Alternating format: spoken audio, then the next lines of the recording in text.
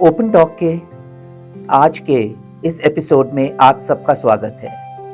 मैं निखिल कपूर आज एक ऐसे टॉपिक के बारे में बात करना चाह रहा हूं, एक ऐसे प्रश्न के साथ जिस प्रश्न को लेकर शायद हम सब जन्म लेते हैं, लेकिन उसके बारे में हम ना तो किसी से जानना चाहते हैं ना पूछना चाहते हैं और इस प्रश्न के साथ ही चले जाते हैं। बहुत से लोगों ने इस प्रश्न के जवाब भी पाए हैं, हमने उनको पढ़ा भी है, उनको माना भी है, लेकिन क्या वास्तव में हमने उनको समझा है, उनके जवाब को अपने जीवन में उतारा है?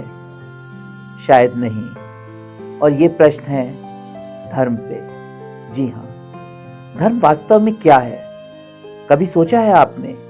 ये एक प्रश्न अपने आप में और कितने प्रश्नों को जन्म देता है। और आज इस विषय पर चर्चा करने के लिए हमारे साथ हैं आचार्य हिमानी शास्त्री जी, जिनके बारे में कुछ कहना अपने आप में एक ग्रंथ की रचना करना होगा। आचार्य हिमानी शास्त्री एक ज्योतिष एवं वैदिक देव स्थापति, मंदिर एवं प्रतिमा निर्माण की विशेषज्ञ होने के अलावा मैत्री संस्थान की अध्यक्ष, हिंदू मंदिर उत्थान एवं पुनर्निर्माण ट्रस्ट की राष्ट्रीय अध्यक्ष है। उसके अलावा ये प्रणेता हैं प्राचीन मंदिर उत्थान एवं पुनर्निर्माण संकल्प यात्रा की, जो कि एक विश्वव्यापी यात्रा है। इसके अलावा आचार्य जी बहुत से ऐसे काम कर रहे हैं जिनके बारे में यहाँ कहना बहुत मुश्किल होगा। जितना आप इनको जानेंगे उतना ही आप पाएंगे कि इनका ज्ञान कहां कहां तक फैला हुआ है। हिमानी जी नमस्कार। नमस्कार निखिल जी। आप यहाँ आए, इससे ज्यादा हमारे लिए सौभाग्य की बात कोई नहीं हो सकती है। नहीं, ये सौभाग्य मेरे लिए है कि एक बहुत ही सारगर्भित विषय पर, गंभीर विषय पर बात करने के लिए निखिल जी आपने मुझे यहाँ बुलाया, ये मेरे लिए सौभाग्य है। हिमानी जी बस वही है कि कुछ चीजें हैं ऐसी होती हैं जीवन में जिनके बारे में आप चर्चा करना चाहते हो और ऐसे लोगों से करना चाहते हो जो वास्तव में उसके बारे में आपको जवाब दे सके और खुलकर जवाब दे सके। हिमानी जी, बचपन से और स्पेशली इस उम्र में आके एक बहुत बड़ा प्रश्न है कि धर्म वास्तव में क्या है। अगर मैं सोचता हूँ कि जो धर्म मैं फॉलो कर रहा हूँ वो धर्म है, तो वो तो मेरे शरीर का धर्म है, क्योंकि जब शरीर आया तो वो धर्म साथ में आया। तो अगर वो शरीर का धर्म है तो आत्मा का धर्म क्या है? क्योंकि आत्मा तो बार बार हर अलग अलग परिवेश में, हर अलग अलग रूप में आती है, तो उसका धर्म क्या होता है? वैसे तो देखा जाए तो आज के परिप्रेक्ष्य में निखिल जी ये एक बहुत ही संवेदनशील प्रश्न बन के रह गया, लेकिन अगर समझदारी से इस विषय पर चर्चा की जाए तो आप और मैं एक चीज़ समझेंगे कि ये बात सच है कि हमें उसी धर्म का अनुयायी मान लिया जाता है जिस धर्म में मेरा और आपका जन्म हुआ है।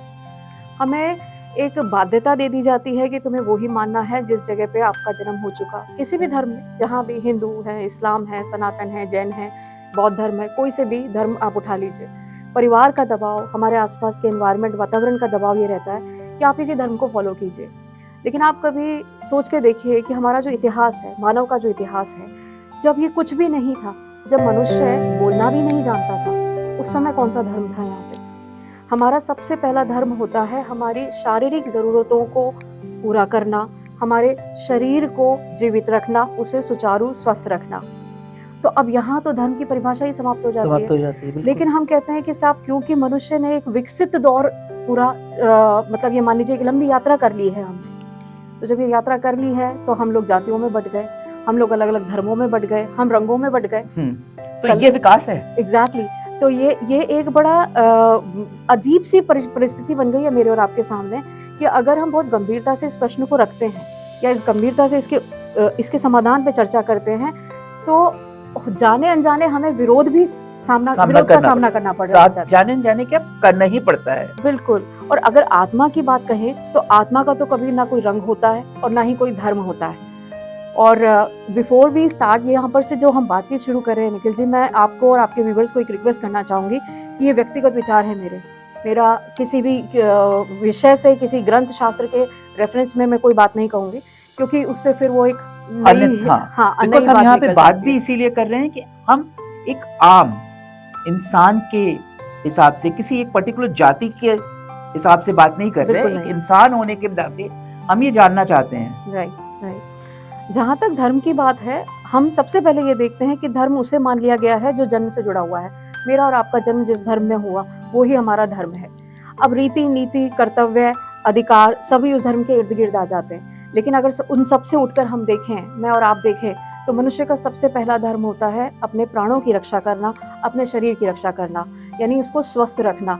अगर मैं आपके प्रश्न को आगे पीछे की बात करूं, तत्वों के आधार पे बात जब वर्गीकरण किया गया, किसी भी वेद को लिखने से पहले, शास्त्रों को लिखने, उपनिषदों को लिखने से पहले, मनुष्य के किसी भी इतिहास को लिखने से पहले ये 3 तत्व ही तो थे। सबसे पहले अग्नि पुंज से जब पृथ्वी अलग हुई, तो जब तक वायु तत्व लेकर उनको भ्रमण करता रहा, पृथ्वी आग का गोला बनी हुई थी, तब मनुष्य कहाँ था और मनुष्य का ये धर्म कहाँ था। जब जल तत्व ने प्रवेश किया, तब यहाँ से हमारी पृथ्वी शांत होना शुरू हुई। वसुधा के शांत होने के बाद मनुष्य और प्रकृति का उद्भव हुआ। मनुष्य ने एक लंबी यात्रा तय करी, सूझ समझ अपनी बुद्धि का इस्तेमाल करते हुए सभी पशुओं पर अपना वर्चस्व स्थापित किया। जहां तक एक प्रश्न आता है कि इसकी उत्पत्ति कैसे हुई, अगर हम इसी बात पे आगे खींचते हैं इस मुद्दे को, धर्म की उत्पत्ति की व्यवस्था तब आई जब हमें ये समझ में आया कि मनुष्य अपने सुख, अपनी भौतिकता को पूरी करने के नाम पर सीमाओं और मर्यादाओं का उल्लंघन कर रहा है। देखिए, अगर एक पशु है, शेर है, जंगल में सभी पशुओं को खा लेता है, वहां तक बात समझ आती है कि ठीक है, उसमें पशु है, उसमें बुद्धि नहीं है, समझ नहीं है। पर मनुष्य में समझ आने के बाद भी अगर वो ऐसा काम कर रहा है जिससे दूसरे मनुष्यों को बेवजह का नुकसान हो रहा है, हानि हो रही है, तो वहां पे उन्हें रोक, नियंत्रण करने के लिए कानून, नियम, संविधान बनाने के लिए हमें धर्म की स्थापना करनी पड़ी। हमें मतलब हमारे पूर्वजों को। हाँ। तो इतिहास में धर्म की उत्पत्ति का कारण सबसे पहले यही रहा कि सही और गलत समझाया जाए। तो धर्म को आप और मैं सिर्फ और सही और गलत पे रख लेंगे ना, तब भी हमारा जीवन काफी सुखी हो जाएगा। परंतु अब आज जो धर्म का हाल हो रहा है, उसको देख के आपको ये नहीं लगता कि हम वापस उसी स्टेज पे पहुंच गए हैं कि धर्म के नाम पे हर वो काम करना जो शायद हमें नहीं करना चाहिए था?